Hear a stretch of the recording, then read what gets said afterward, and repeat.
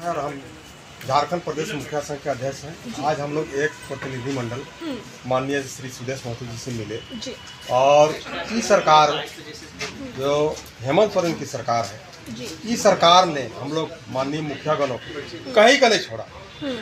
आपको जानकारी की दृष्टि से हम बताना चाहेंगे कि हम लोग 5 सूत्री मांगों को लेकर राजभवन के पास 11 दिन तक अनिश्चितकालीन धरना हम लोग बैठे थे और वहाँ पर कई सामाजिक संगठन पार्टी के प्रतिनिधिगण हम लोग को जाके पूरी हम लोग का जो मांग पत्र था उसका पूरी तरह से समर्थन किए, जिनमें आंसू की ओर से भी विजय साहू जी गए थे, बीजेपी की ओर से मरांडी जी भी गए थे।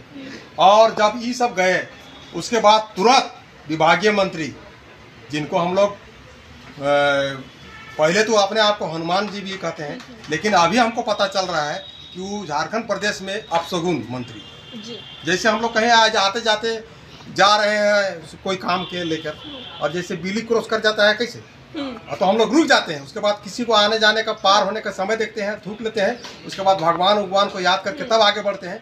कि एक प्रकार से झारखंड प्रदेश में अगर कोई अपशगुन मंत्री है तो डॉक्टर इरफान अंसारी। अब कैसे है सो हम बताना चाह रहे हैं। तो हम लोग को धरना को षड्यंत्र के तहत तोड़वाए आए, हम लोग को धरना स्थल, उसके बाद फिर प्रोजेक्ट बिल्डिंग में हम लोग को समझौता करवाए। अब वहाँ समझौता करना में हम लोग को लिखित आश्वासन दिए कि आप लोगों का 5 सूत्री जो मांग पत्र है उसको हम आचार संहिता लगने से पहले सब पूरा कर देंगे। और उस बैठक में हम लोग पूरा झारखंड प्रदेश का हमको लगता है कि 25-30 मुखियागण सब हम लोग बैठे थे और उनके साथे खिजरी के विधायक माननीय राजेश कच्छप जी थे, आपका अकेला जी थे, आपका सुदीप सोनू जी थे, हैं, ये सब विधायक भी थे। आप सोच लीजिए, हम लोग को लिखित आश्वासन देने के बाद हम लोग को मांग पत्र का एक भी मांग नहीं पूरा होना कितना दर्दनाक है। लोग कहते हैं कि गांव का सरकार है तब जाकर राज्य का सरकार, तो कहाँ गया फिर भाई?